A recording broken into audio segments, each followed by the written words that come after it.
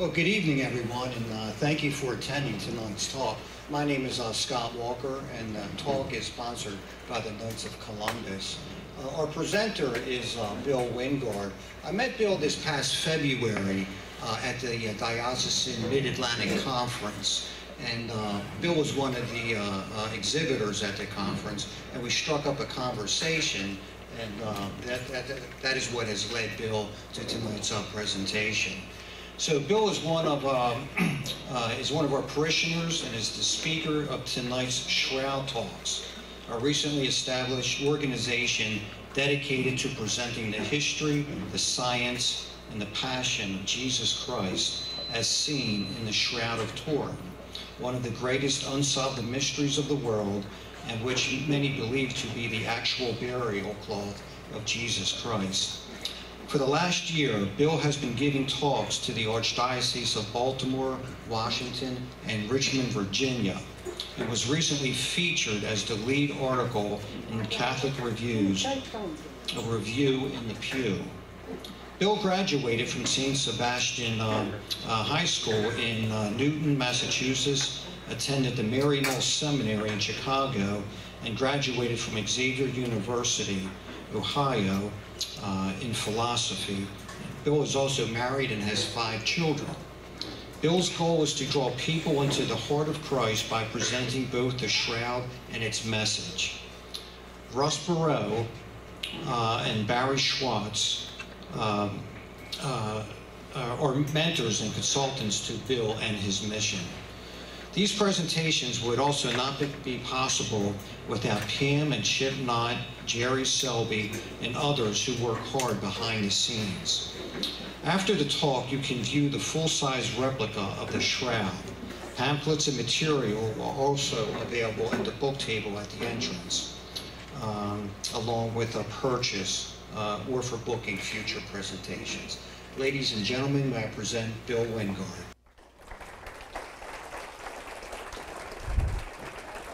Good. Thank you very much. Thank you. I better clear something up quick, though, because I'm not a parishioner of Alphonsus Rodriguez, actually. I am a parishioner at St. Francis in Hunt Valley. But at any rate, it's wonderful to be here with you tonight. And I think you're going to be in for a bit of a ride here because we are covering a huge amount of ground. I'm trying to do in an hour and 10, hour and 20, what typically a lot of speakers will divide up into 3 parts, an hour and 10 or an hour and 20 apiece. This is a very comprehensive subject. We're going right to the very core of our faith: the passion, death, and resurrection. And we're going to do it via history, science, and then we move to the passion. But what we're really talking about here is the epic struggle for the soul of man as fought by one man, Jesus Christ. Whether you believe the shroud is the real thing or not, that's up to you. The church does not require you to believe this is absolute truth. Most of the popes believe this is the real thing. The scientist, Barry Schwartz, that I worked with, he's Jewish. He believes it's the real thing. Most of the scientists that worked on the shroud, many of whom were atheists and agnostics at the beginning, ended up, many of them converting, and also most of them believing this is the real thing. And these are top-notch scientists. So we have here, I think, something that, as we move into it, you'll get an idea of why this is such an important piece of cloth. It is considered the holiest relic in all the Catholic Church. Make sure everything's on here. I have a nasty habit of leaving mine on red instead of green. There we go. So what are we going to look at? Well, what is this? This is a picture of the Shroud of Turin. What you see over there is an actual photograph taken of the Shroud of Turin by Barry Schwartz. He was the head of photography during the original scientific expedition to look at the shroud that was launched by the U.S. to Turin in '78. And he took that picture as the shroud was hanging vertically on their special brace that they had developed for holding the shroud. And you can see the clips on the side. But it's an actual copy of the shroud. As a matter of fact, if you took your cameras and you did a reverse picture on your cell phone, the picture that you see over here will show up. So you'll actually see the face of Christ that you can barely see over here. It's the only artifact in human history that has this characteristic. And to help you a little further, I'm going to bring out a Ken doll that I actually jury-rigged a bit. I painted a beard on him just to not make it look so bad. But I wanted to get some idea to show you a little bit about how this whole thing works, because a lot of people look at the shroud and they're just like, wait a minute, how does that work? It's so big. Why is we talking about one man here? Well, basically we are talking one man, because as you remember, when they laid Jesus in the tomb, they laid him on the shroud, and his head was at the midpoint. His back, okay, his back was resting here, okay? And when you look at my copy, I'll point to the picture here. You can probably see it a little bit easier here.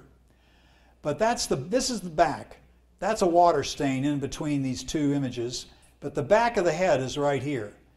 And it goes, so that's the part of the body that was in the shroud that's lying against the granite marble. Okay, assume this clipboard is a piece of granite marble. The body is lying like that, and then what happens is they bring the rest of the shroud over like that. Okay, so the image that you see, obviously from this point here on down, is the image that was left on the shroud this way.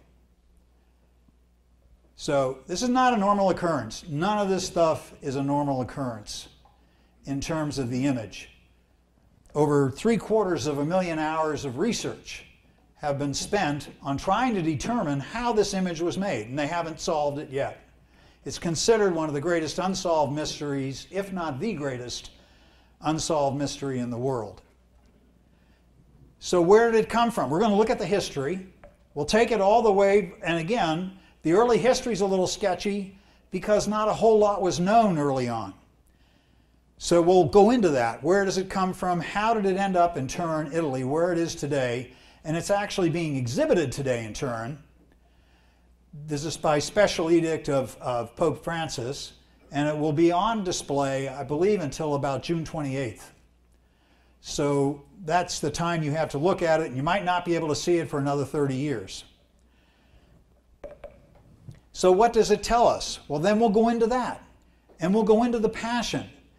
And many people that have analyzed and looked at the shroud believe that the shroud could just as well be called the fifth gospel, because it has it all, and it's in pictures. You know the old saying, a picture's worth 1,000 words. We have it. So without further, we'll move right on. This is a picture that I consider to be the most definitive picture of the crucifixion that I've ever seen. It was done by Salvador Dali, a man whose life was kind of a wreck in the early going. He had a very difficult early years, when things seemed to go from bad to worse. He was a tremendous artist. But toward the end of his life, he became involved in Paris, France, and he started producing pictures that were absolutely incredible Christian art. And I believe he had obviously a later year conversion experience. But this picture says it all. This picture, Mel Gibson, I think, tried to film in his own film, The Passion of the Christ. It's looking down on Jesus. It's really the Father looking down on Jesus, and then Jesus looking down on us. And that's where we're going to end up going. It is, like I said, one of the greatest unsolved mysteries in the world. These are pictures of the American, Italian, and German teams that analyzed the shroud in 1978 for 5 straight days and nights, and we're going to cover that. But before we get there, let's see how the shroud even got to be in Turin. And as I said, the early going's a little speculative, but I've tried to piece together, essentially, I've used a lot of the writings of Marquardt, who did a huge amount of research on the early going of the shroud, and it does appear that it may have very well gone from Jerusalem to Antioch. And there's a good likelihood Apostle Peter probably carried it to Antioch. And it stayed in Antioch all the way, they believe, until King Chosroes of Persia invaded Antioch. A lot of the Christian relics went to Antioch because any relics of the Passion referring to Jesus Christ or anything needed to get squirreled out of Jerusalem, because all that stuff they wanted to destroy. Any evidence about the existence of Jesus Christ was not something that the Jewish people wanted around. And so it went to Antioch, which was the early Christian community composed of a large number of Gentiles. And eventually it became a hotbed of the Arian heresy. And ironically, it was the Arians who, it seems, protected the relics. They believed Jesus was kind of a Superman, but that he wasn't fully man and fully God, which is what we believe. At any rate, they protected the relics. It's all part of God's scheme of things, which I don't profess to have explanations for, but that's how it went. And what happened was, when Chosroes came down, one of the deacons that was guarding the shroud, he was willing to give up his life rather than reveal the presence of where it was. And it got taken to this other town called Edessa. But we'll take a quick look. This is the main church in Antioch. It's just a ceramic portrayal of it. And it went from there to this town called Edessa. Here's a picture of Edessa. It's a walled fortress. Chosroes could never take it. He tried. But what they did, and they think happened to the shroud then, and it may very well have become known as the Mandylion at that point, and it also eventually became known as the image not made by human hands. And it had to have that designation in order to survive, because any pictures that people claimed were pictures of God would be destroyed. That was considered high sacrilege. But because they said this was an image not made by human hands, it kind of survived. But it survived as the face of Edessa. And what you saw there was, you just basically just saw this very faint face. That's it. Because you could take this entire shroud and fold it 4 times, and all you end up with is that face. And that's basically how they showed it. Well, this shroud in that format was, they believe, kept between 2 stones at the entryway to Edessa. And eventually it came down from there, because art all the way up through the 300s, 400s, had a certain look to it that was different. When you look at this, what do you see? You see, this is from the catacombs, from our own church catacombs in Italy, but it's dating back to 3rd or 4th century. This shows the noble Roman Jesus, and he's raising Lazarus from the dead. You can see how everything has been Romanized in terms of how Jesus looked. There's no beard, the hair is short, and so forth. And that was more of a predominance in art at that point. The only time we really see a change in art like that occurred in the 6th century. And this is fascinating. What you heard when you walked in, that music, is a Byzantine Christian hymn called Noble Joseph. And I think it's one of the most beautiful hymns that I've heard. But anyway, that's my own personal opinion. You may not like it. But the interesting thing about the Byzantine culture is they're the ones that came out with the first real pictures of Jesus, showing him as he more or less appeared on the shroud face. You have a man with a beard, longer hair, and there was a lot of examination of that face that you see over there that turned out a picture like this. And they estimate that there's probably 140 points of congruence between this picture, that face, and the face on the shroud that you see over there. And again, that was in the 6th century. So you have art substantially changing at this point, because from that point, Christian art changed in the way they viewed and the pictures they had of Christ. And we think the shroud played a big part in that, because at that point in Edessa, they were showing the shroud. There were actually 3 shrouds kicking around in Edessa. The Melkite faith had the shroud that we think had the shroud that we see here. Other ones were more or less pictures depicting a shroud. 2 other churches had those.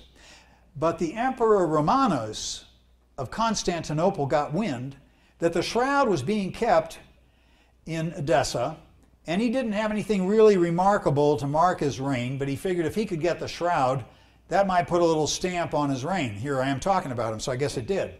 But at any rate, he sent 50,000 soldiers to Edessa. All 50,000 show up at the gates of the city, and they ask for the shroud. Well, I think they were a little overwhelmed, obviously. The Muslims, ironically, were in control of Edessa at that point, and they didn't destroy the shroud, which is something to remember. Because they didn't want to part with the shroud, but the emperor, of course, made them an offer they couldn't refuse. He told them he'd give them 12,000 pieces of silver and 200 Muslim captives if they could have the shroud. So he complied. They got the shroud, and the shroud moves to its next point, we think. We actually are more certain of this next location than these other first two. Constantinople. That's where we first begin to really hear about the shroud, largely through a man who was a Knight Templar, John de Clary, who wrote about the shroud. What we see here is the Hagia Sophia that you could still see if you went to Constantinople today. The most magnificent church, incredible. The Hagia Sophia is most likely where the shroud first came to. And is most likely where the shroud first landed. And this next slide here shows a handing over of the shroud, what we think is the shroud, to the Emperor Romanus. Here's the emperor holding his face to the face. They believe that's the face on the shroud. And you can see the cloth folds. Again, the shroud has been kind of unfolded here. And as a matter of fact, it's John de Clary that gave us the first, I think, real hint that they had the shroud, and it was, they believe, in the church of St. Mary Blachernay in Constantinople. Every Friday, they had a devotion where they would raise out of this container, box, casket at the base, they would raise the shroud, or we think it is, according to John de Clary, it was an image of Christ, and then it would be lowered again. And every Friday, they would do this. So things went along okay in Constantinople, but then we have some more problems. In 1204 AD, the Knights Templar and the Crusades were in full bore, and a lot of these knights that were in the Crusades were running out of money. Constantinople had lots, and they had relics. They had everything. And the Crusaders were broke. And what happened was there was a major onslaught on Constantinople in 1204, big time. The city just was ransacked. The relics disappeared.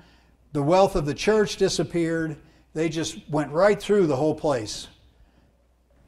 So where did it go from there? Well, that's the interesting part of the story, because for the next 150 years, to the 1400s, there was silence. Nobody knew where the shroud was. It just, gone. It was only, I think, about 2 years ago, 2.5 years ago, there was a lady working in the Vatican Library, and she was doing research on the Knights Templar.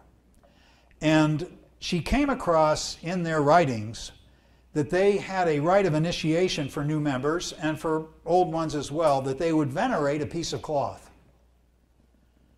And it was considered one of their greatest relics. And they would be on their knees before this thing. And she believes that that's most likely was the Shroud of Turin at that point. So that's the only thing we really have reference to as to the shroud's whereabouts during those 150 years. And then it turns up, though, ironically, it turns up in Léry, France. But the gentleman that turns it up is a gentleman by the name of Geoffrey de Charny. Geoffrey de Charny was an interesting man. He himself was a Knight Templar. He eventually died defending Philip of France in battle. But he shows up with the shroud. Somehow he had acquired possession of the shroud, and he took the shroud to this beautiful little church here. Back then it was a wooden church in Léry, France. And the shroud was set up there for worship. Pilgrims came from all over because the word was out that the image not made by human hands was in Léry, France. So he had this shroud set up. People would pay money and so forth to see it, except that it created some issues. There was a bishop there, a Bishop Darcy, who, for whatever reason, was a little, maybe he was jealous, maybe whatever reason. We don't know all the reasons. But he basically purported that the shroud was nothing but a fraud and that he knew the artist that did it. The problem was that he never produced the artist. He made the claim, but never backed it up, but the claim stuck. And for a century, people believed that the shroud was a fraud on the word of Bishop Léry. But then things happened with the shroud. The shroud eventually was taken on. Geoffrey de Charny passed the shroud on to his wife, who in turn passed it on to her daughter Margaret. Margaret became the owner of the shroud and took it with her wherever she went. The shroud was removed from Léry, and she traveled about Northern Europe. And during her travels, she came across a famous royal house that is now famous to those of us who are involved with the shroud. She came across the House of Savoy. That's their coat of arms. Pretty incredible looking coat of arms. But eventually, through marriage, the Savoy family came to be possessors of the shroud. They gave Margaret, I think, a castle and lots of financial remuneration and so forth, and she parted reluctantly with the shroud. The House of Savoy now has it, and they take it with them wherever they go. They would show it on just certain occasions, deaths, weddings, special high occasions of the Savoy family would be the times they would show it. And then millions of people from all over Europe would come to see it. There was a high level of faith that this shroud was very possibly the burial cloth of Christ. But for a while there, they wanted to get the shroud into a more permanent place. So it ends up in a town in France, Chambéry, France. It's a beautiful place, as you can see from this next shot. That's the church in Chambéry. And near the church was a cloistered convent of Poor Clare nuns, which figures into the story in a little bit. But there was a big fire. In 1532, fire broke out in this church, and it got so darn hot in the church that they were just afraid everything was just going to have a meltdown. They couldn't find, there were 4 people had the keys to this thing, and they couldn't find any of them. They finally got a blacksmith who came in with a crowbar and pulled the bars across, and they pull out the silver casket, which is smoking and partially on fire, and part of the casket had actually melted from the heat. The silver had melted. They take this burning, melted, smoking casket, and they throw water on it, okay? And the net result is you end up with the shroud looking like this, but not totally, because what you see here, these little green marks are where the Poor Clare nuns sewed patches over all these burn marks. So everywhere you see green are where they sewed patches to try to cover over the charred burn marks. These marks here, so that you better understand the shroud, are watermarks. That's water. This is a watermark here.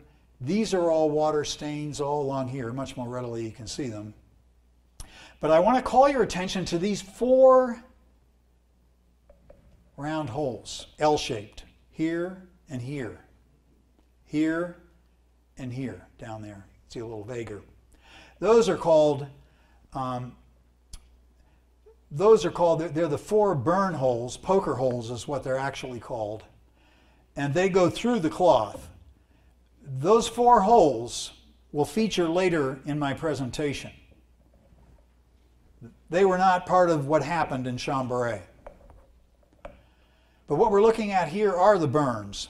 As you can see, the shroud was pretty severely damaged, excepting the fact that the image itself miraculously survived. For the most part, that image is complete, with the exception of a big watermark there. But the Savoy family was more interested in getting their seat of power centralized. and they wanted it to be centralized in Turin. So they figured, well, now's the time really to move the shroud to what we'll determine will be its final resting place, where our domain will be. As a matter of fact, the shroud stayed there all the way, well, it's still there now, but the Savoy family was in control of the shroud all the way to 1983. And it wasn't until the last king of Italy died that he bequeathed it to the reigning pope of the Catholic Church. So whoever's at the helm owns the shroud. Right now, Pope Francis owns the shroud. He can call whatever shots he wants to on the shroud. He could let scientists come in or not come in. He can do whatever he wants to do. So he's the owner of the shroud, at least for this time. At any rate, it winds up in Turin. This is the chapel that it went to. This is called the Guarini Chapel. It's a magnificent chapel. And the shroud was kept, as you can see, more up and back here. That's not really showing the shroud. But it was kept up and back of the altar. But that didn't last forever. But before anything happened to the Guarini Chapel, the shroud literally was moved. And it was moved to Montevergne, Italy. How many of you saw Monument Men, the movie, when it came out? Okay, well, the interesting thing about Monument Men was that Hitler was basically trying to capture all the basic high holy works, relics, and so forth of the church. And the Savoy family knew this, so the shroud was secretly squirreled away to Montevergne, Italy, and was maintained in top secrecy by the monks there, the Benedictine monks at Montevergne. Beautiful place, but that's where it spent the war years, from 39 to 1946. Then it comes back to the chapel again. But when it came back in 1997, an arsonist struck. And the whole chapel started to burn. It burned for 2 solid days. I mean, it was one heck of a fire, as you can see there. I mean, it just obliterated everything. And this shows, though, as soon as they found out, that's a 9-pound sledgehammer that fireman used to break the bulletproof glass that they had on the shroud. He gets it out there, and he's really a hero, because when you think he literally was risking life and limb to get that thing out. They got it out, took it across the street, I think to Cardinal Sodari's residence, and they opened the box, and they found the shroud was untouched. Another miracle is preserved. So the Guardini Chapel was destroyed, but the shroud survives. And the shroud currently, the crowd's lined up to see the shroud. And if you went there now, you could expect a 1.5-mile line with 9 people wide lined up waiting to see the shroud. It's very heavily guarded right now because there's a deep concern of terrorists trying to destroy it. So if you go there, I'm going there next month, but if you go there, you can expect to see a lot of military presence. I might add at this point, because I had somebody say to me that when I get into the Passion part of the cross, if you feel you don't want your children to hear it, feel free to leave if you wish, if it's getting too graphic. I don't pull any punches about the Passion. I describe to people exactly what's on the shroud, exactly how crucifixion went, according to the Romans. So I'll be getting into that later, but I just wanted to give you a heads up if you felt like you wanted to go. What we're looking at here is the next phase, so that you know where the history wound up. The shroud currently is in Turin. I've given you our best shot at how we think it got there. I mean, it's amazing how it could have survived 2,000 years, but we believe it did. The material in the shroud kind of indicates to us that it could have survived that. It's a flax material. Only the wealthy had that kind of material, but it dates back to Jerusalem. They didn't have this kind of material that the shroud's made of in the Middle Ages. That's something to remember, because they said, oh, the shroud's a product of the Middle Ages. Hopefully at the end of this talk you'll see why it couldn't be. At any rate, this gentleman here started what I call the shroud explosion. This man is Secondo Pia. He was the mayor of a northern Italian town of Este, a tremendous amateur photographer. Remember, photography had only been out 50 years. You can tell. That's the camera that he owned. You can see how different that looks from the ones you all. Look at the ones we have here that we're filming with. So, I mean, you can see the difference. And his reputation was impeccable for never doctoring a negative. He was known to be absolutely verifiable in all the films that he took, that he never documented the negative. What you saw was what he photographed. And he got permission from the King of Savoy to photograph the shroud. He had to bring some other artifacts, was asked to as mayor, to bring some into another celebration time for the Savoy family into Turin. And he figured now was the time to ask the king if he could film it. And he did. And the king said, yeah, okay. He gave him 2 times to do it. So Secundo was up to the challenge. He figured, this is it. I'm going to do it. And so he did. He put together the scaffolding. He had it all set up there in the Guarini Chapel. And he put the camera up there, and he had his lenses all set and his generator going, and he was ready to film it when all of a sudden the generator conked and all the lenses cracked. So his ability to get that picture at that point was 0. But he didn't stop. That's a good example to all you young people too. When you run across obstacles, don't quit, because he didn't. He went back and he figured, I have 1 more day to pull this off. So he scavenged around, he got another generator. Remember, the electric light bulb hadn't been around that long. So, you know, think about this.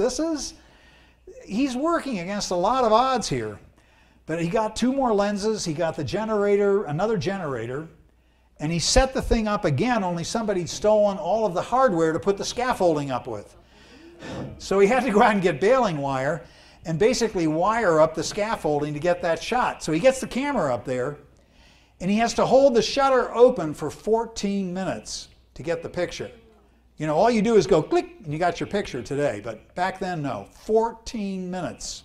He had to hold that there. But he did it. He got the shot. So he gets everything out of there, and he runs down to the basement of the apartment he was staying in. And he had a thing already kind of set up for development. And he takes back then, I'll explain to you a little bit about what we're looking at here. He takes the glass plate. That's the first thing he has. It's a coated glass plate with chemicals. And he takes the negative and he puts it into a bath down in his basement for developing. That's the first thing you have to do, is develop what they call a negative. And then from that negative, you make your positive picture. So he's doing the negative part of this. This is really like the step 1. And when he went to pull the negative out, that's what he saw. And that floored him. I mean, his knees started to buckle. Tears started to come to his eyes. He was speechless.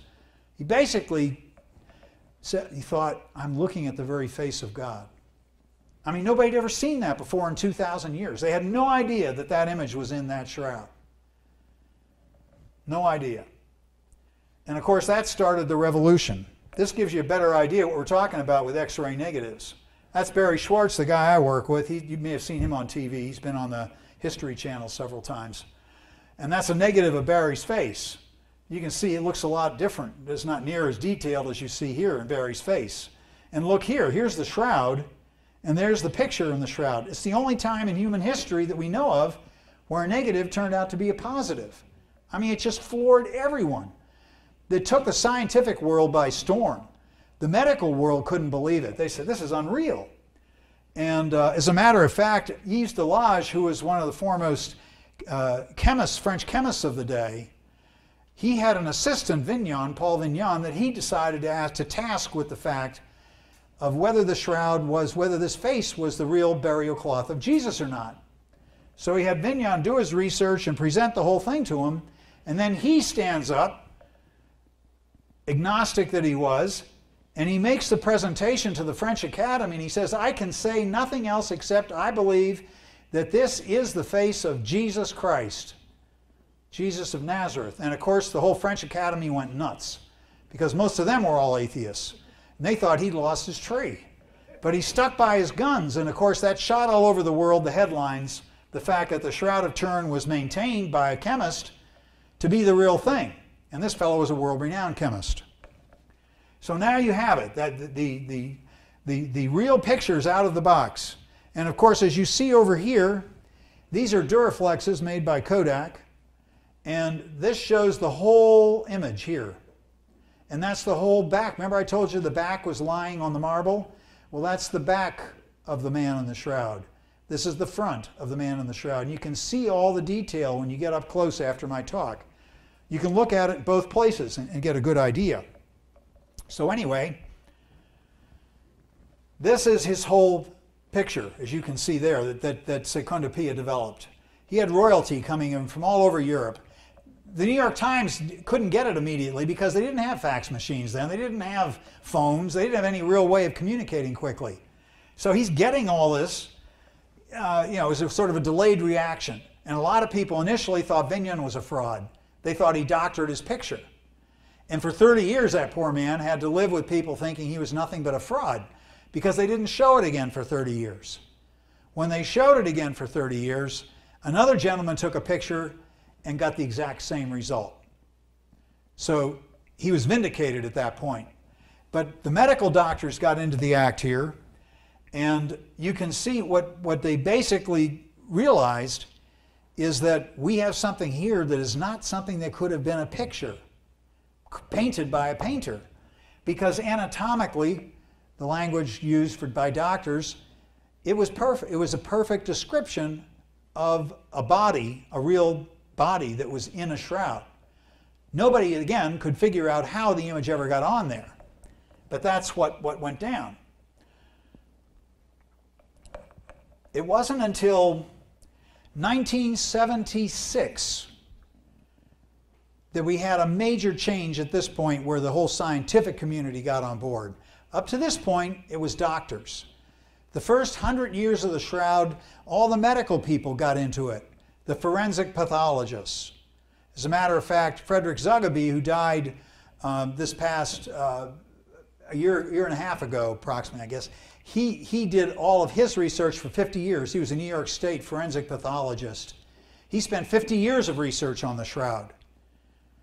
So convinced that he became of the whole thing, he wanted to determine exactly what crucifixion was all about, because the man in the shroud was crucified. And we'll get into that when we get into the Passion. You'll see exactly how all that worked. But this is the VP8 image analyzer. John Jackson, who led the US team to Turin, was working with another group of scientists at Sandia Labs. I've been there. It's way out in the middle of the New Mexican desert, and you expect to see aliens, like I said, walking between the buildings. But at any rate, they had a VP8 image analyzer that was supposed to determine whether X-rays, the three-dimensional qualities of X-rays. And so they found that if you could, would it show a three-dimensional quality on an X-ray? And John said, well, why don't we try it on the Shroud of Turin? And they said, okay, that sounds cool. So they put the Shroud of Turin under it, and they couldn't believe what they saw, that the image was three-dimensional. If you look at that image, you'll see it's three-dimensional. That just floored everyone. They had no concept that the image was three-dimensional. I mean, how do you have a painting that's three-dimensional, that it's really a negative, that nobody's ever going to see? They claim it was in the Middle Ages that it was done, that no one's ever going to see for 400 years, and there's only one of them ever done. Now, come on, let's use some common sense here. This is probably the real thing. It's just that they can't explain the image. But anyway, the fellow actually that was one of the originators of the VP8 analyzer, he was an atheist. He's now a Catholic deacon. I mean, they were just stunned. They'd never seen anything like that before. This shows you a regular photograph, and you can see how distorted it is when you put it in a VP8 image analyzer. The hair's growing into the head instead of out of the head. This is Aldo Guercieri, who did another backup to this VP8 imaging. He did edge enhancement, and you can see even clearer the three-dimensional characteristics that are on the shroud. But this whole 3D thing got the scientific world going. And John Jackson was the one that, at the Air Force Academy, he's the one that got the thing. He said, man, we got to get to Turin and see this thing as scientists. So he put together a scientific team par excellence. I mean, they had the top scientists from IBM, Los Alamos, Sandia Labs, Jet Propulsion Labs. I'm trying to think of all the different companies. Lockheed Martin. They had all the top people from these companies, and they decided on their own dime that they wanted to go and research the shroud. As a matter of fact, the first person I ever heard back in 1980 give a talk on the shroud was one of the Air Force people that went from the Air Force Academy to Turin with that team. And his reaction to that was just amazing when he described what it was like. I'll get to that The next shot. Here's the U.S. team. They finally got permission to take the stuff over to Italy. So they gathered together several $1 million worth of scientific gear, about 20,000 pounds of it, and they put it all, they got hung up at the airport because one of the boxes says, don't open, radioactive. So the thing wouldn't get out of the airport. The Italian people didn't want to budge. They finally had to get a top cardinal into the act, and he got, I'm glad I got some water here. He eventually got the airport people to release it.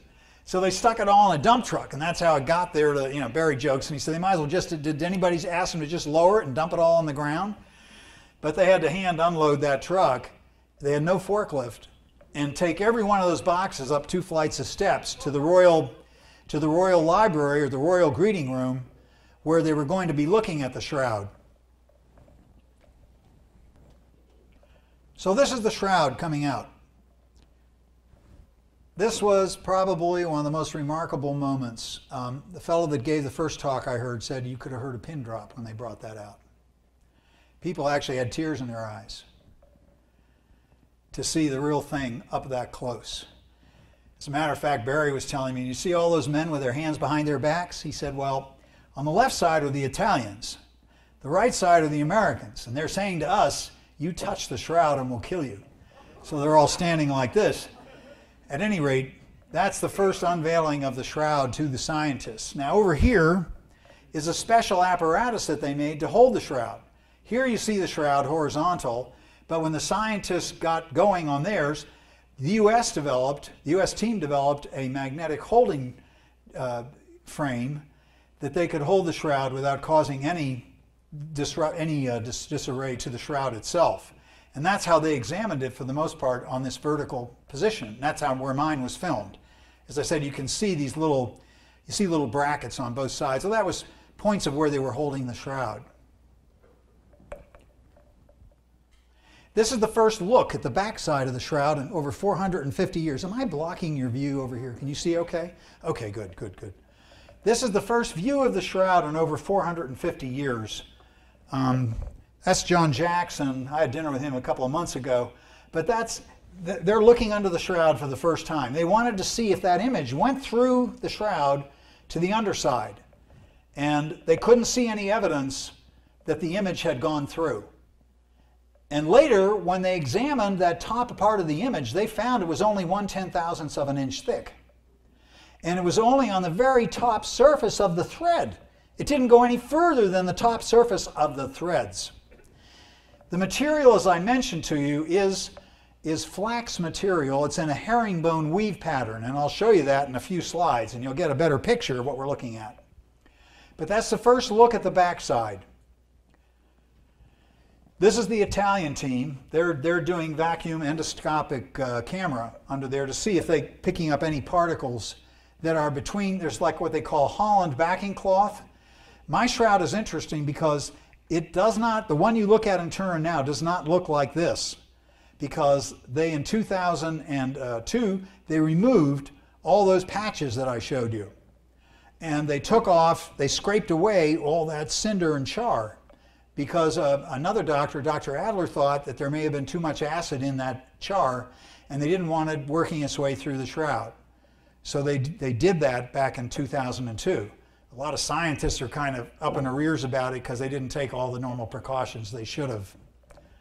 At any rate, that's the Italian team, and they're separating all the little things from the different areas so they don't get it mixed up. Now this is X-ray radiography. That's why they got held up at the airport. But they wanted to determine, there were two things that the scientists wanted to determine. One, was the blood on the shroud real human blood? And two, how was the image made? They figured if they got negatives on both of those, like, no problem, we know exactly how it was done, they could have the rest of the time for a holiday in Italy. It didn't quite turn out that way. Barry said he never worked harder in his life over 5 days and 5 nights. At any rate, this is the blood that they're looking at here. And in this next shot, you can see a closer look at it. You can see what it was like a white serum framework all around that particular piece that they're looking at. Then we move on to the infrared reflectance spectroscopy. Now here, they're moving more into how the image was made. And what they're trying to determine here is if the image was done by heat. They found no evidence of any heat being used in the image. In other words, you saw all the burns. That all showed up. Yeah, those are definite burns from the fires. But the image itself didn't even show up. And it didn't even register for any other stains, paint, chemicals. They checked it for everything. I mean, they wanted to determine if there was any iron oxide. That was another one. One of the chemists who never saw the shroud maintained it was an iron oxide painting, but he'd never seen it. And all the results that they had never showed any concentration of iron oxide. There was a little on there, but nothing to really speak of. All they found in the way of paint were little paint flecks that they think may have gotten on the shroud when artists went to try to get their pictures confirmed of what they saw on the shroud, and maybe some little things have fallen on the shroud, but that's it. No evidence of any real painting. This is the UV reflectance, the same thing they're doing there, trying to see if the shroud had any, the image was made of anything that they could put their hands on. Now this is photomicroscopy. This is fascinating, I think. That's what the shroud looks like. That's the fiber of the shroud. That's a herringbone pattern, not existing in the Middle Ages, and was only used by the wealthiest of people, but it was used back in the time of Jesus. Joseph of Arimathea supplied the cloth. He was a wealthy guy. My gut is probably his own burial cloth, because they buried Jesus in his own tomb. But at any rate, it's a wealthy man's cloth. Flax, herringbone weave pattern was considered the top of the top. The interesting thing about this shot here is, what's that bright red stuff on there? For 17 years, Barry Schwartz, the guy I deal with, thought that that was probably some kind of paint.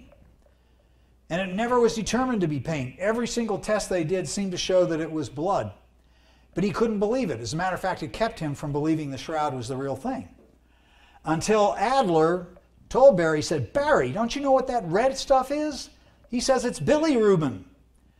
Bilirubin is what happens to blood when you have a violent death.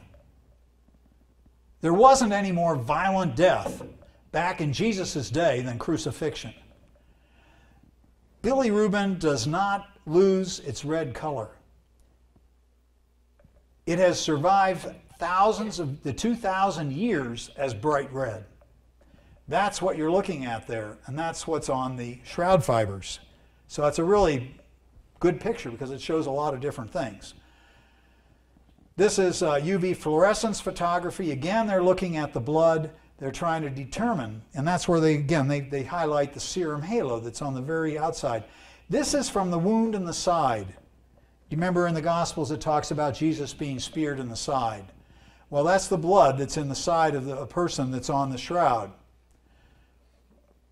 They actually did a test of that blood, and they found it to be AB blood. Now, whether it's positive or negative, they can't determine, but they did determine it was AB blood. And a sidebar to that is all the Eucharistic miracles that we've seen so far around the world are AB blood. So I thought that was interesting, that there's agreement in terms of the blood on the shroud with some of the other miracles that we've had as Catholics. There's a good picture. Now that's Barry, a younger Barry, right there.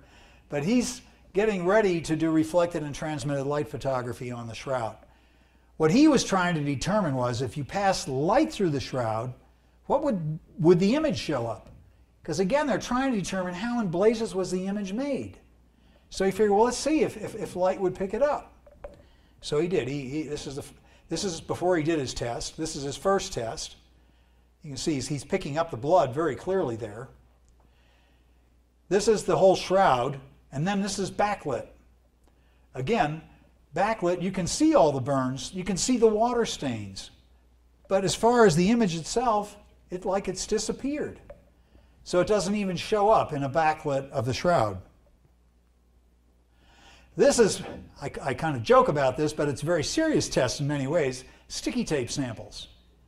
And one of the scientists got all the other scientists mad at him because he went down to the equivalent of Rite Aid and got some sticky tape where the US team had spent all kinds of time and money with 3M trying to get them to develop a tape that wouldn't take anything off the shroud, but it would take what was ever on the shroud off in terms of the loose materials, loose, but not any material directly on the, like part of the image or anything. But at any rate, they took those sticky tape samples, they kept them in a box, and they finished their test, the 5-day, 5-night exam. And these guys were pretty beat, but they took those results back, and 3 years later, in 1981, they published all the peer-reviewed papers of their research. I mean, I'm talking thousands and thousands of hours of research to put together the data and to analyze the data they took in those 5 days and 5 nights. What they answered, the image was, there's the answer to the question of how the image was produced, or what produced the image remains as in the past a mystery. Nobody knows. They can conclude now, though, that the shroud image is that of a real human form, of a scourged and crucified man. It is not the product of an artist. The blood stains are composed of real hemoglobin, and they also give a positive test for serum albumin.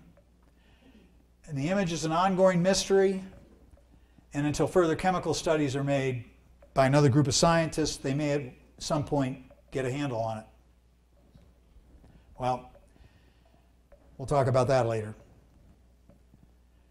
But what is the image? What did they determine about the image? Well, it's not a painting. They tried to see if any of the image could be dissolved in solvents, and they found there was nothing, no solvent could touch the image, cause any deterioration. It was not a scorch from a heated statue. That was another theory, that somebody heated up a statue and that's what created the scorch. It doesn't show up on all the heat tests. It's not a rubbing of iron oxide like many people were maintaining. As a matter of fact, the results of their findings were that they tested it for iron oxide. Shroud didn't have hardly any of that on. It was on there, but very minimal amounts. It was not a medieval photograph. There was a whole crew that was maintaining somehow Leonardo da Vinci had discovered a way to take a photograph, and that he had somehow been the one that did this. But there's no evidence at all of any silver salts on the shroud. There just isn't any way that it could have been photographed. I know there was one scientist recently who has been maintaining for many years that somehow the Middle Ages possessed the technology, but even he acknowledged that all the tests that he did, he had to leave. It took 8 hours to get any kind of an image on the shroud, and even then, he put blood on the shroud at the end. And what they found is that the image is over all the blood, so that the blood itself is below. The image is really the last thing on the shroud. So the photograph is out. It's not reproduced by an artist. They tried looking at every aspect to see if it could be done by human hand. The detail on the face is so great that there's really no way that an artist could have done it, and done it on a fabric that was flax, that was a porous type of fabric. And it was not produced by bodily secretions. In other words, if the body in the shroud had decomposed, you would have seen a whole different type of image, because as a body decomposes after a person dies, it excretes certain chemicals and it just starts to break down. And the image clarity would have grossly suffered as a result. There's no evidence of that on the shroud. And one further note, the shroud they also found is that the right leg, I believe it is in rigor mortis. Rigor mortis leaves the body after around 70 hours. It sets in real fast after a violent death. And as I mentioned, crucifixion was the most violent form of death known to that period of time. It was outlawed, actually, after Constantinople outlawed it after so many years. At any rate, that's what they found as a result of their tests. So it all looked good. They were very happy that they had those kinds of results. But then someone came along and said, well, wait a minute, let's try carbon-14 dating on the shroud. And so, I see people straining, so I want to get out of the way so you can see a little better. Let's try, they found the gentleman had developed a process on carbon-14 dating where you could take something this small, the size of a postage stamp, or smaller, and apply the carbon-14 test to it. They'd previously applied to the Vatican to get permission to do the carbon-14 dating, but they had big swatches they had to take, and the Vatican said, no, forget it. So they had a small enough sample now that the Vatican said, okay, you can. Now at first they were going to get 7 samples at different points in the shroud. That number got reduced to 3 at 3 different points. That number got changed to 3 right next to each other, but the place where they took it from, and I'll go to my copy of the shroud to kind of show you, is right up in here. During the centuries, the shroud had been held by countless bishops there and there. Anytime it was publicly displayed, they have paintings of bishops holding the shroud here and the other ones holding it there. So again, the one place they took it from had been heavily handled, but the scientists went to the labs. They had 3 different labs, one here, one in England, and I'm not sure where the third was, whether it was Australia, I'm not sure. I should remember that, but at any rate, 3 different labs. They all came up with the same dating on it, that it was the Middle Ages. Well, I think their test was accurate for the Middle Ages. But unfortunately, when the scientists that had done all the research saw that, they were chagrined. They said, well, we really think it's the real thing, but carbon-14 dating tells us forget it. Well, that went on for a few years until a lady by the name of Sue Benfield had a hunch. And you would think they might have come to the conclusion earlier, but apparently people didn't. But if you're a scientist and you're familiar with methodology, your specimen has to be good in order to do this kind of a test, or your result isn't going to be something you can bank on. And the question was, well, was the specimen a good specimen? And when they went back and they had a couple of pieces of little small sections of the material and they analyzed it, because carbon-14 usually destroys the sample that they use, but when they went back to analyze the other parts that they hadn't destroyed, they found threading that was dyed in that sample. In other words, during the Middle Ages was famous for tapestry. I mean, they were absolute geniuses, not only at making beautiful tapestries, but at repairing them. And they could repair tapestry so well you never knew it was touched. And they had to put the sample under the microscope, and they even got some of these, I believe it was under something as high-powered as an electron microscope to even get down to the real nitty-gritty. But they found the threads were dyed. And one of the main scientists, Ray Rogers, who was a chemist at Los Alamos Labs, Ray was convinced the shroud was a product of the Middle Ages, satisfied, oh, it's a product, and somehow they forged it or something. But yet when he saw that sample, he had to reverse his position. He said the test is bogus because they used a bogus sample to do the carbon-14 test. Not only that, but 8 researchers later, and I'll show you a little bit of it, that's where they took the strip from. And you can look at my copy, you'll see it. Wait a minute.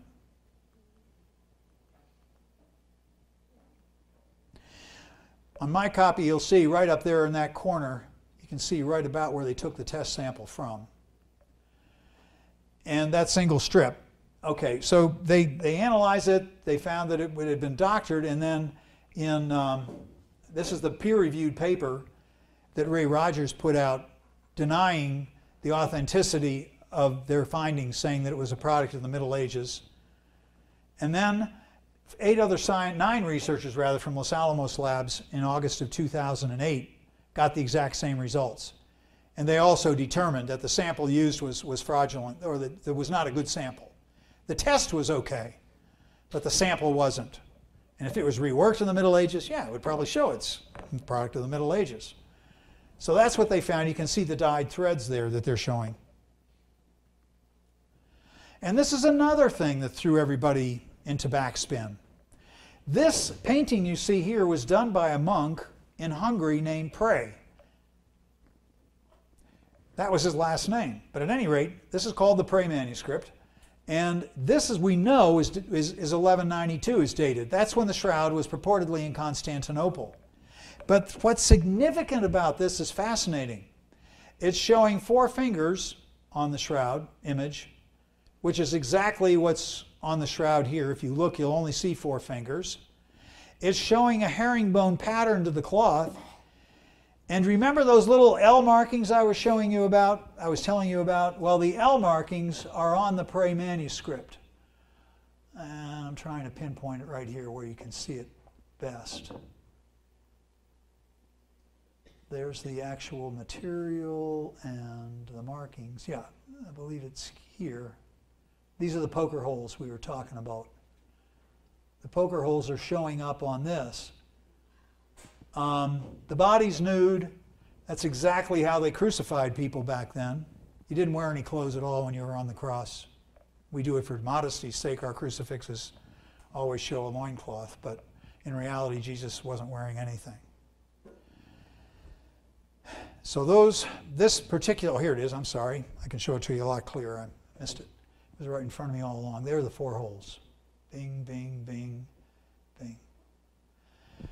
So again, you have validation for Constantinople, not the Middle Ages.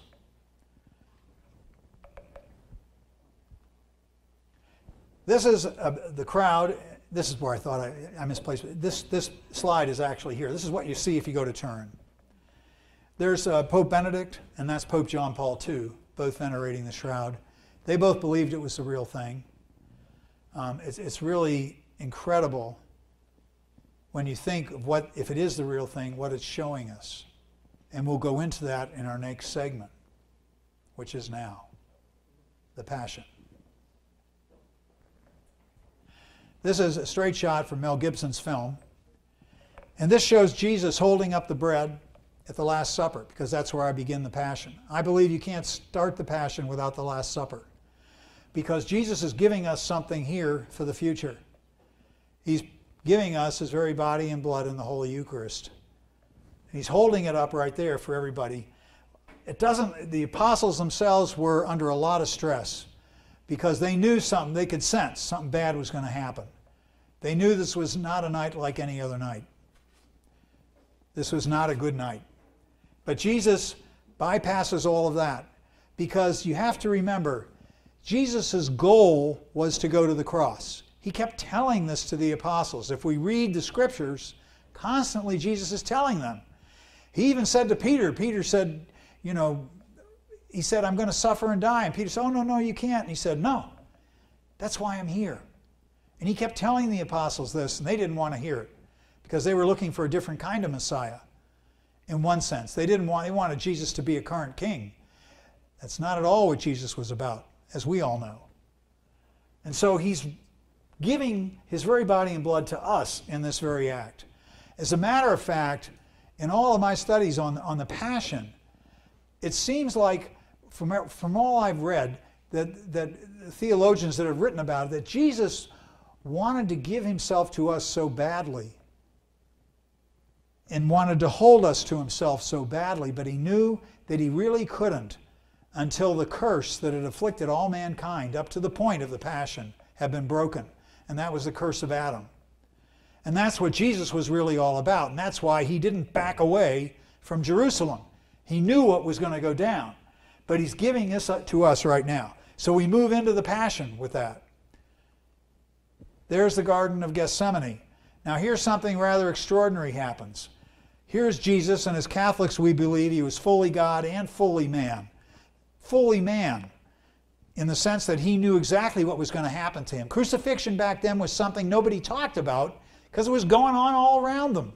When people walked places, they would see these poles in the ground, they call them stipes, and then they would see cross beams with victims hanging from them on these poles. That's crucifixion back then. Everywhere they went. So I'm sure Jesus passed people that were dying on crosses. People didn't talk about that, but that's what it was. Jesus knew what was going to happen. The standard process for crucifixion was you were scourged and then you were crucified. They scourged you so they had no trouble at all, and by the time you finally got to Calvary, you were almost totally done in. It was horribly painful. Jesus saw that, but even greater than that, he saw man's rejection of him. That even though he's giving himself as a blood sacrifice, and we'll go into that when we go into the part about him walking outside the city walls, he knows he's going to be rejected. So great was that turmoil that he actually broke out in a bloody sweat which is called hematidrosis medically.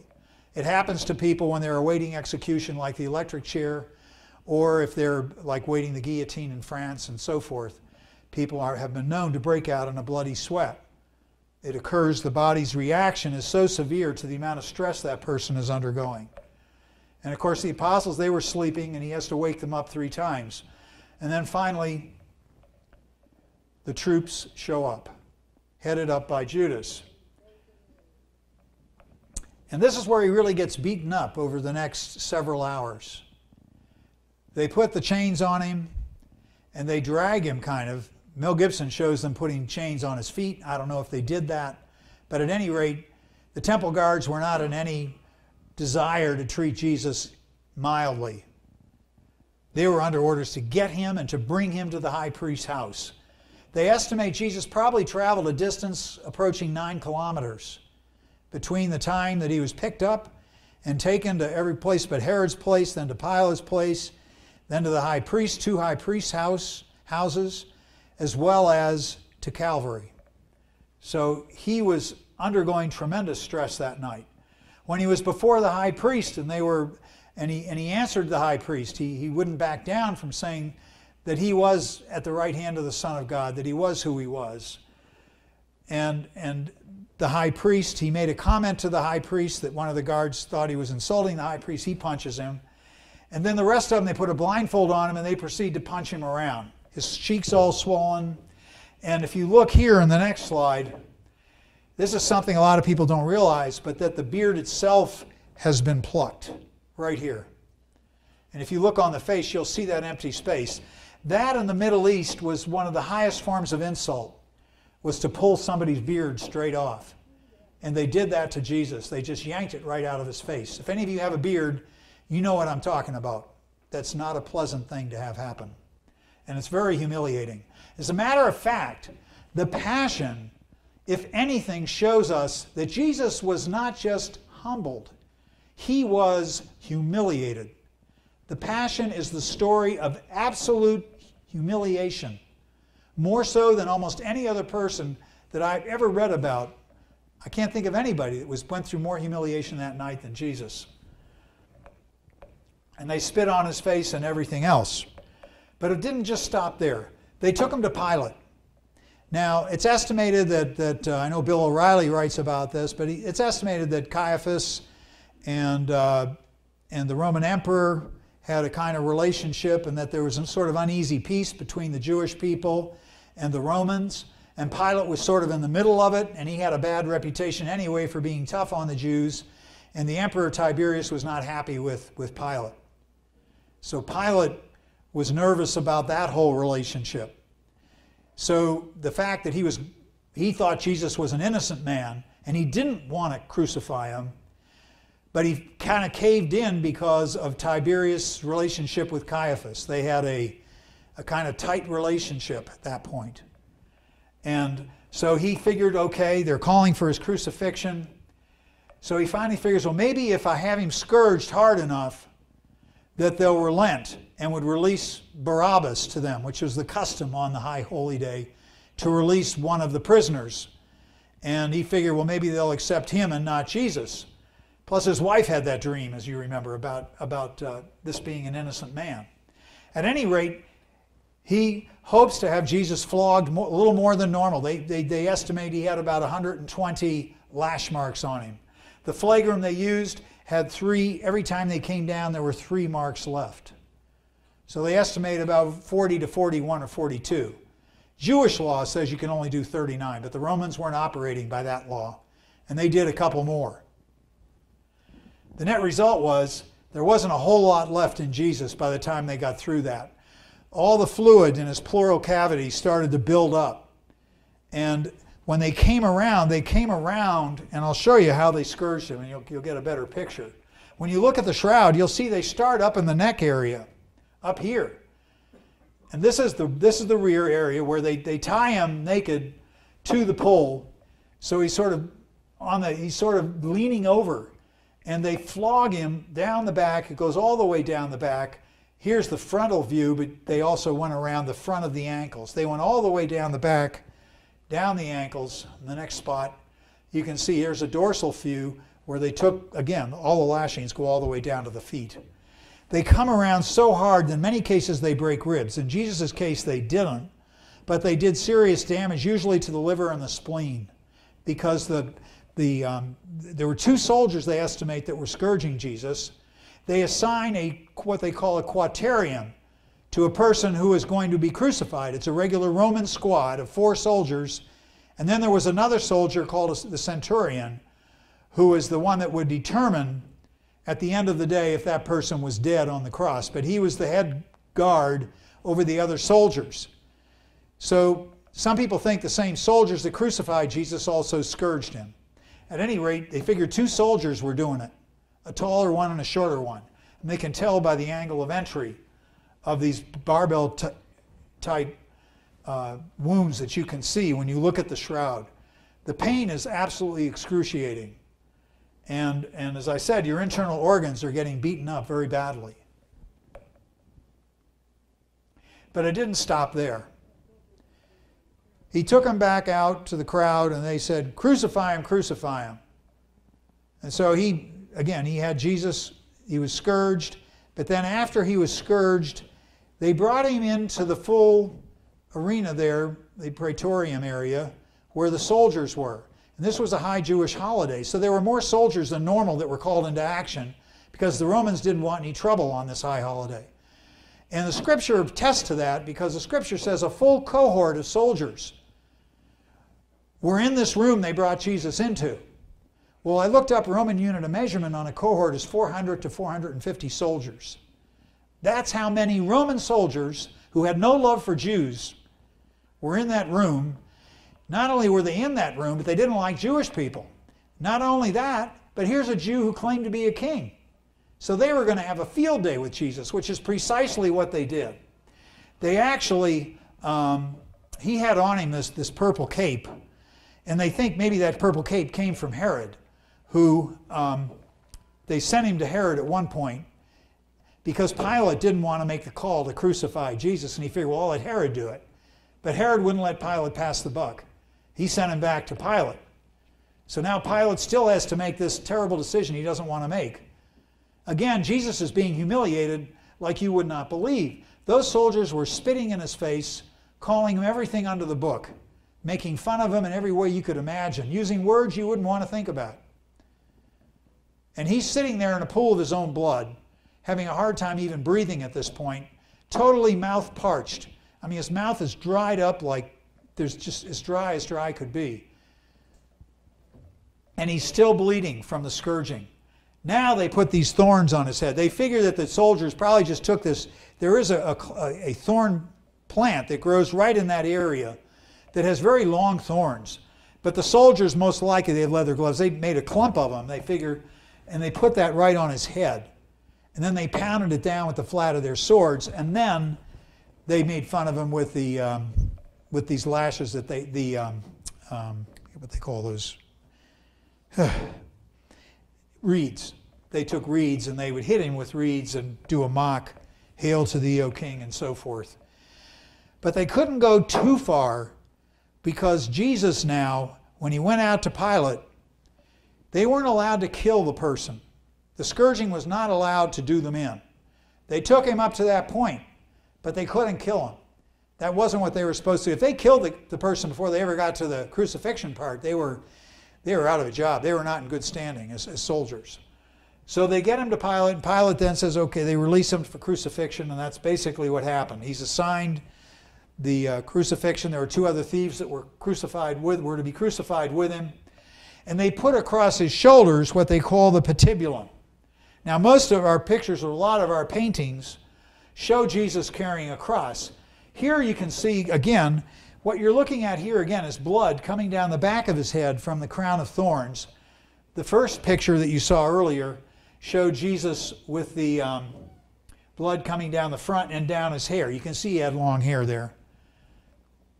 This is the blood coming down the back of his hair. He actually, a lot of the rabbis back then had their hair in ponytails. It was more customary to have your hair like that. But again, the blood's coming all the way down from the crown of thorns. Zagaby, that did all that work, the forensic pathologist, said he felt the crowning of thorns was the most brutal of all the punishments they inflicted on Jesus. Because anytime that crown was touched, it would send lightning bolts of pain through your body. Because in your scalp are all of these nerve endings, hundreds of them, all in your scalp. And when they rammed this thing down, that basically, into his hair, that sent all of these waves through him. And when they put the patibulum on the back of Jesus, if it even touched the crown of thorns, it would send more jolts through his body. So here they have this piece of wood that weighs between 75 and 120 pounds. Now, Jesus was a strong man. I mean, he was about 5'11", 5'12". He weighed 175 pounds. Remember, he's been up all night. He's had the dickens beaten out of him before he even got scourged. And then he's been scourged like crazy. He's got a crown of thorns on his head. He's losing blood like crazy. And they put a 75 to 120 pound weight on his shoulders. And then they strap him, they tie it onto his arms. And they show, if you look here on the shroud, that's Mel Gibson's picture of when he receives the cross, although Mel shows him carrying, they estimate a full cross would be 300 pounds. There's no way that a human being could carry that kind of weight to Golgotha after they've been so thoroughly beaten up. That was not the practice. The practice was you carry the patibulum. And we can see the evidence for that here. There's abrasions on the shoulders. These are rough pieces of wood filled with splinters. So you got your shoulder then getting splinters in your shoulder, and you have all the pain from everything else that you've just gone through. You've probably long since ceased throwing up because you got nothing left to give. Now you can see the abrasion on the knees from falling. As Catholics, we have a devotion we call the Stations of the Cross, where we show 3 times Jesus falling. I believe that Jesus probably fell 3 times. He may have fallen at least 3.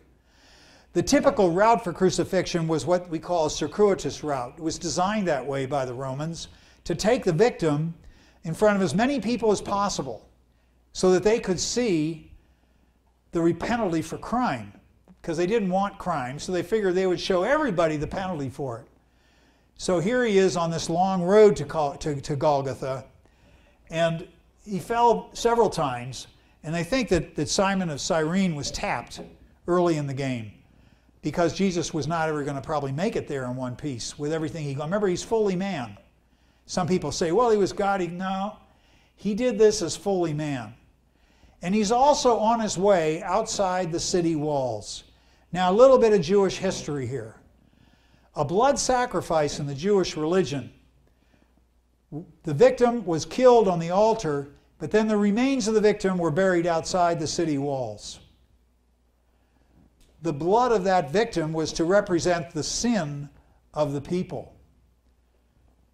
Jesus himself became the blood sacrifice. And he's on his way outside the city walls, which is where the blood sacrifice was taken. So again, you can see the parallels between the history of the faith, the spotless lamb, and so forth. That's the blood sacrifice. Jesus became what we call the perfect blood sacrifice.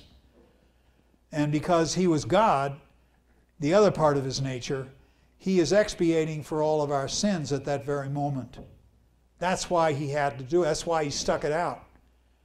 He knew it wasn't going to be any ride in the park. It was a terrible, difficult thing to do, even as God, because he was fully man as well. So now he's on the way to Calvary. This is a picture of Golgotha, the place of the skull. That was the destination point. The stipes, there were 3 of them in the ground up there. The Romans didn't build or didn't put stipes in every time they crucified somebody. They had these stipes in the ground more or less as permanent telephone poles, if you want to call it that. And they would have them there, so when they had a crucifixion, all they had to worry about was getting the stipes up on the telephone pole. So here's Jesus barely making it up this long hill, and the other 2 thieves with him. The guards get him up to the top of the hill. Remember the quaternion, there's 4 guards. And their next step is to prepare Jesus for crucifixion. So they slap him on the ground, and then they take the ropes. They may have left the ropes on. They may likely have taken them off the patibulum. And then they have, like I said, 4 soldiers. You would have one soldier maybe hold the arm here. Another soldier had the hammer. Another soldier may have held him around the waist to keep him from moving. And then they would drill the nail through here and out into through the carpal bones, out the back of the hand. And the reason they had to do it that way, and the soldiers knew right where to put the nails, is because the carpal bones would grab the nail, and then when they put the full body weight up on the cross, it isn't going to fall off. And that's how they did it. But again, the soldiers, there were 4 of them, they got Jesus to the point where they had to then lift him up. And remember, he had that little insignia, that tin insignia. They gave that to every criminal, by the way. The other 2 had it too. Basically calling out what your sin was, why you were being crucified, your crime. In Jesus' case, Pilate said, "This is King of the Jews." The Jewish people were upset because they wanted it to say, "He said he was." Pilate said, "What I have said, I have said." And that was his way of, I guess, expiating his conscience to some extent, because it really rattled him that he had to put an innocent man to death, as ruthless as Pilate was. At any rate, this is a kind of breakdown of what you see on the shroud leading to the crucifixion. Those are the blood stains you already saw. There's your spear wound in the side. Coming down further, you'll see the blood stains along the arms. And then you see the wrist wound where the nails went in. Then you see the water stain, as I'd mentioned to you before, and then the blood stains at the foot area. So that's kind of an overview. And again, the spear wound.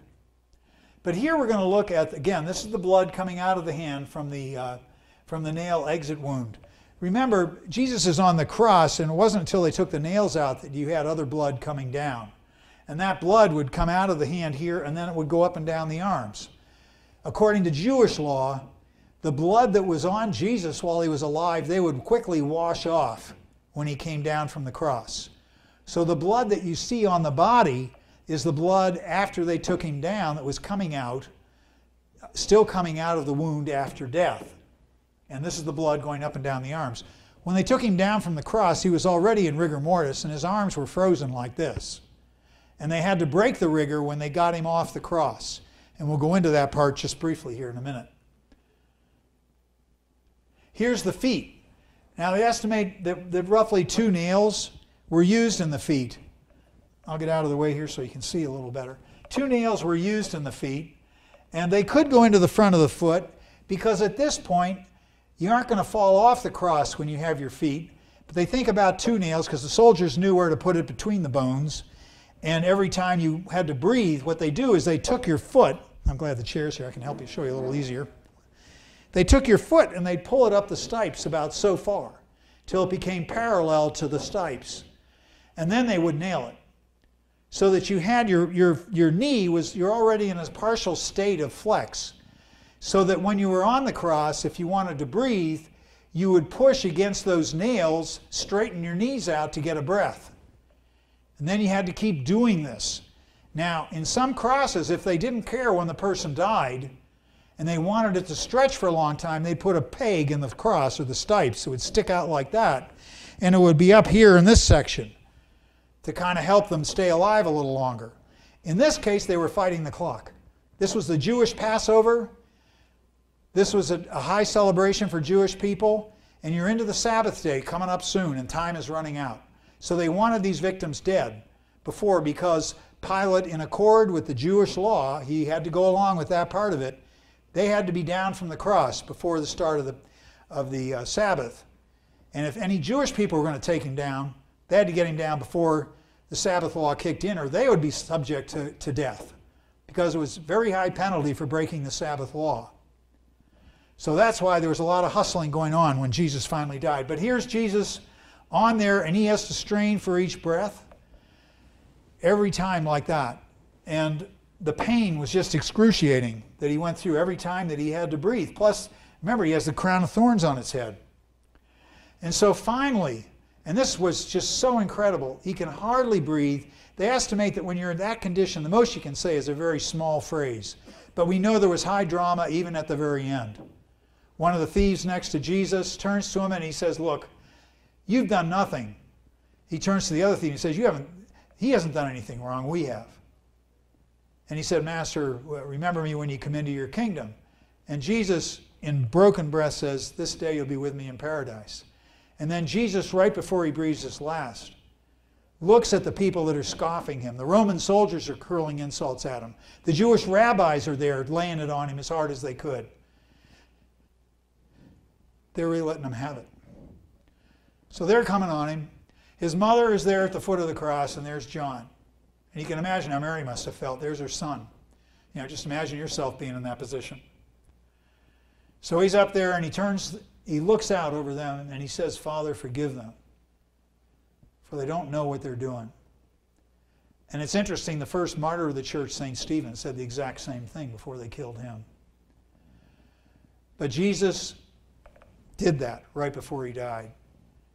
He knew this was what he came for, this is what he had to do. And he knew that all the years that he was in his public ministry as well. This was the tough moment. Here's the spear wound. So he finally breathes his last. The Roman soldiers then have to determine that he died. They knew that he stopped breathing, but they want to verify it. So they have a spear, a special spear, that is very narrow, and they know just where to put it, up through the rib cage, and it goes into the pleural cavity, and then on into the pericardial sac, and then they pull it back out.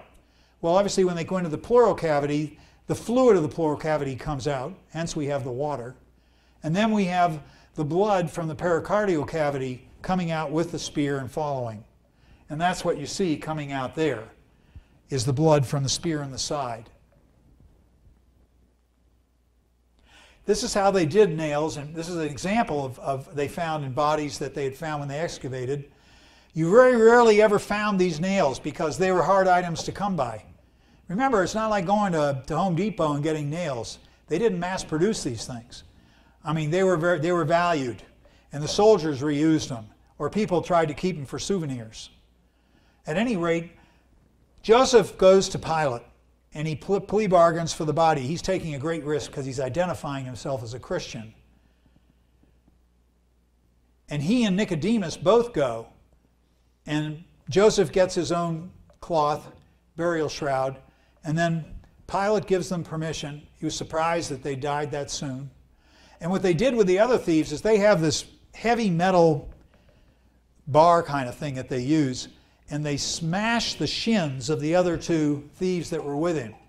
And after they do that, you have a max time of 15 minutes and you're gone. And they had to do that because I guess the bodies all had to be off the crosses by sundown, by the Passover start, or by the Sabbath start. At any rate, this is Zugabe. He even did so far as to experiment on his own kids. That's his son right there. But he's trying to examine the full effects of crucifixion and what really happened during a Roman crucifixion. It was a horrendous thing.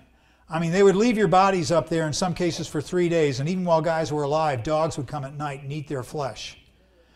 Birds would come, and Gibson showed some of that. They would pull out their eyes. And they were basically at the mercy of everyone and everything.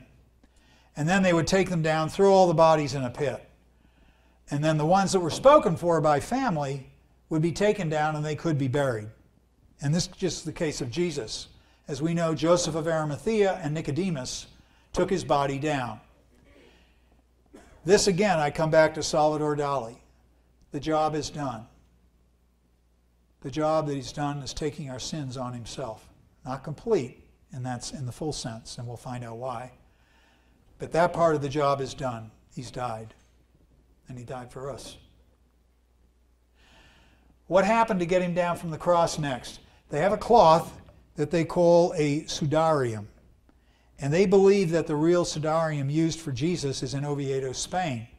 They've analyzed the blood markings, and they found again that correlation of points line up perfectly with the face of the shroud. So they have this, again, this correlation. What they do is they take this cloth about yay by yay, and they wrap it around your head while you're on the cross. When they and that stays on your face till they take you down from the cross.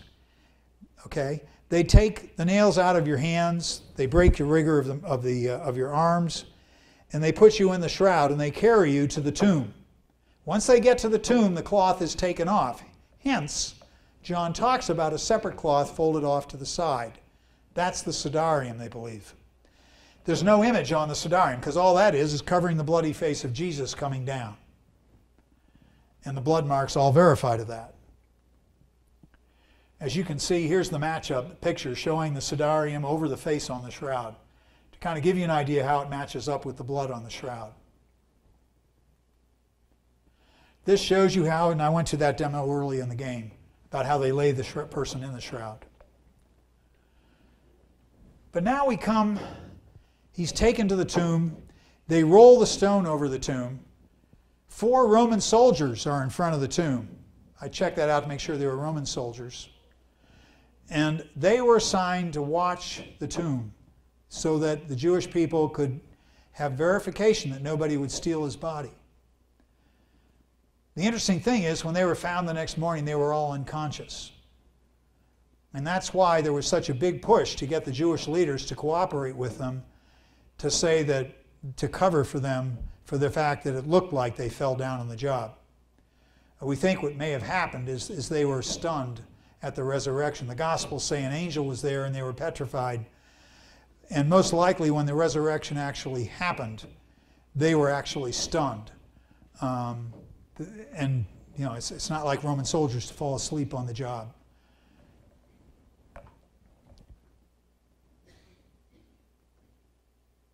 So what about the resurrection? Well, when you look on the face of Jesus, and they have tried to duplicate the imagery on that face, and they can't.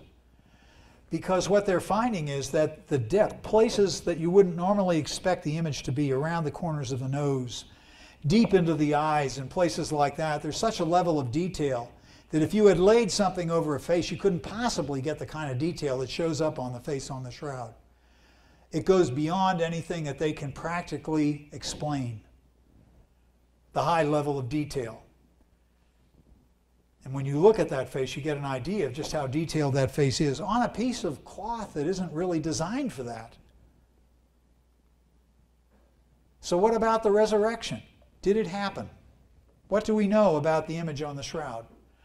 Well, again, the final conclusion is up to you. Science will never be able to say the resurrection happened because they'd have to show exactly how it happened. And we don't know how the resurrection happened. All that we know is that this happened to Jesus, that the next day when they came to the tomb it was empty, and then he appeared to over 500 people who were willing to go to their deaths. I mean, if he hadn't really showed up to people like that with the resurrection, I don't think you would have had that many people willing to die just like that. At any rate, there's no image under the bloodstains. In other words, the image is on top of everything. It's the last thing that happened. Well, what would have been the last thing that happened? Resurrection. The image shows parts of the body still in rigor mortis. It would have left the body after 70 hours if something major hadn't happened to the corpse that was in the shroud. There's no sign of decomposition that normally sets in after that number of hours. Body fluids start to ooze out of the pores, and the body starts to stink. Remember Lazarus' body? They said after 4 days, they said, he's going to stink. You know, that's what happened. But in Jesus' case, the resurrection is different from Lazarus being risen from the dead. Something entirely, I mean, Lazarus eventually died, even after Jesus got him back from the dead, according to our faith. The shroud face shows very little distortion.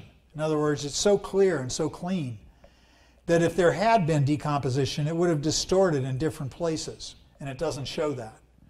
It's only present on the topmost fibers. This they can't explain. How can that be? Only on the very top of the fibers. It doesn't go through to the other side of the fiber.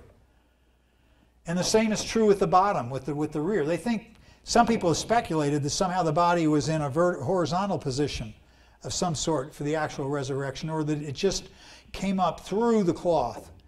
And the cloth was just lying there because the body came up through the cloth at that moment. They don't know. This is all speculation. But the image density on the shroud is the same throughout. Now that's interesting. You know, when an artist does a picture of a barn, a red barn, say, they're going to have different shades of red depending on how the sun hits that barn. So they'll have more or less lighter and darker reds. The shroud has shading as well. But the shroud is consisted of little tiny brown particles that all have the same density of color. No more, no less. Just less of these dots in certain places than in others. That's a major switch right there. That it's all of the same color density which is interesting. It's just there's less of these little dots. The negative is a positive. That in 1898 was the huge thing. It still remained the huge thing. I mean, how are you ever going to explain how the negative could be a positive? Makes no sense. But it's still an article of faith. I mean, science can't prove how the image was formed. Which brings us basically to our conclusion. And really, I can't think of any better way to conclude a discussion of the Passion and the goal of Jesus and his desire to hold us to himself than to contemplate the immortal words of St. Augustine, where for most people, even atheists and agnostics, the greatest adventure in life in many ways is to seek God. They're seeking God, they just haven't found him. The greatest achievement in life is most likely to find God. But the greatest romance in life is to fall in love with God. And that's what I believe is why we have the shroud today.